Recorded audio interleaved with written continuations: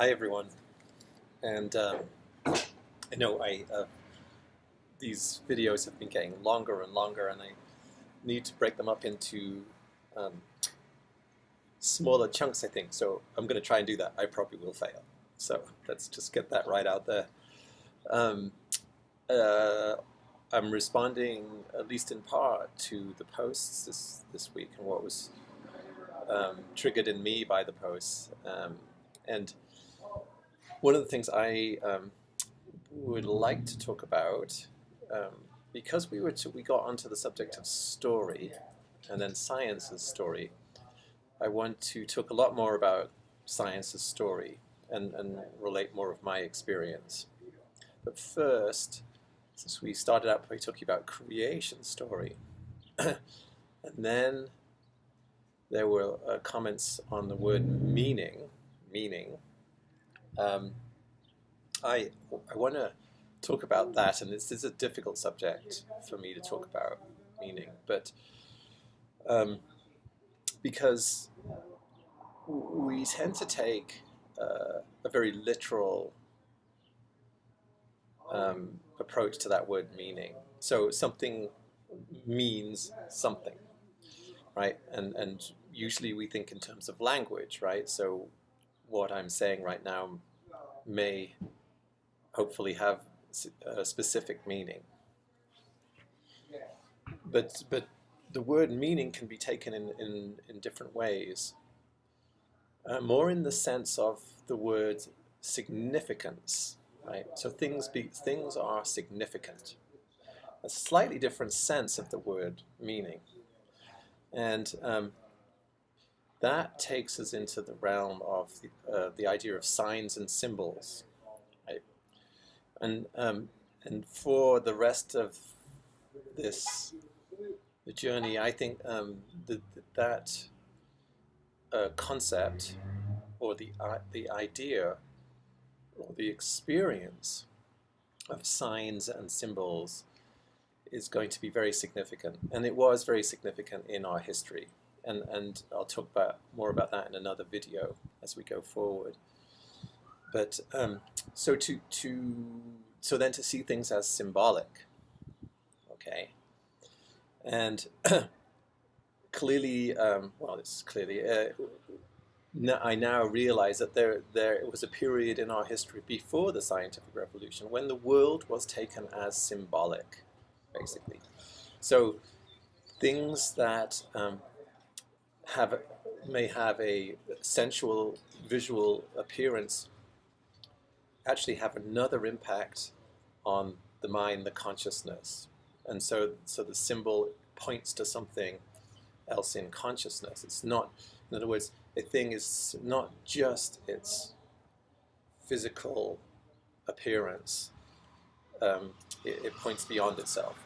So there was a time when the world was seen as simple. Things in the world were seen as in that kind of mode of being. And I let's see. Well, depending on how that was done, and this was at least in our Western history was done within the framework of Christianity, mostly, at least since ancient Greece. Then, of course, interpretations might not have been the interpretations of things in the world. The symbolic meaning may not have been things that we sympathize with or whatever, but nevertheless, I think that is a significant mode of being, and it's a significant way to take things. And creation stories, I think, should be taken metaphorically and symbolically, not as literally searching for origins, but searching for the origin or the source or the essence of things. And that is relevant in this moment. So it's not there's a bias there, right? We like calling something animist or something, it's a bias. It's like we're saying that these stories are simply people trying to figure out where they came from because they need to. And that's how scientists always explain religion. It's just like, well, they can't explain natural phenomena, so they have to create a supernatural explanation. It's not how it is. It's just not how it is. Religions may have elements of that, but at heart, that's not what they are. So, and that goes into this realm of meaning and symbolism. So,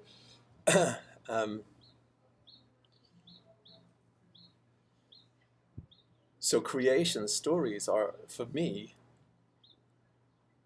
relevant, significant. And so, what might be an interesting exercise, actually, because obviously we don't take the scientific creation story, we don't take it in that mode, right? We think of the scientific creation story as being a representative of the truth, what actually happened concretely, not as something symbolic or metaphorical or something that means something else. Well, what if we did? What if we took it that way? Then, what if we took it as symbolic? Then, what would it tell us about ourselves? What would it tell us about our modern Western world? Right? It's an interesting thing to think of, because perhaps there is something meaningful in there beyond the simple concrete explanation of how things came to be.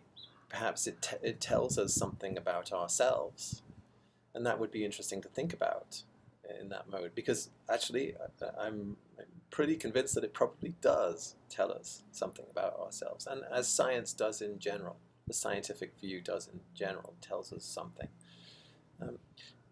Things, I think, have significance, and pretty much all words point from something which is the concrete word to something immaterial.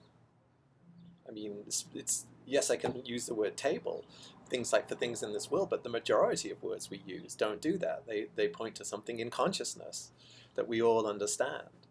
So they point to the non-material, words do, and perhaps could that simply be a reflection of how the world is, that things point to the non-material? If consciousness was a fundamental property of the universe, then perhaps things are, in themselves, of their nature, significant in a metaphorical sense.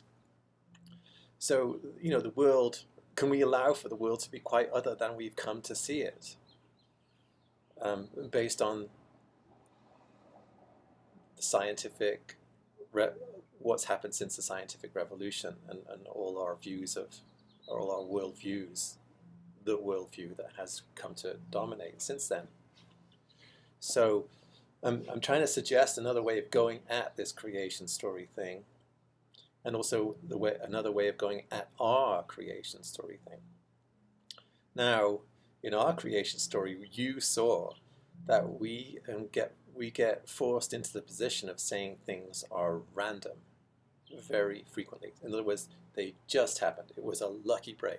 It could have happened so many other ways, and it didn't. It happened this way, but it's just a lucky break. It's, the random motions of the universe happen to do this or that or the other. So I want to do a whole video actually on the word random in science, because I think that's very significant and meaningful. So I'm going to stop this one so it doesn't get too long, and move on to science as story. Okay, next installment. Bye.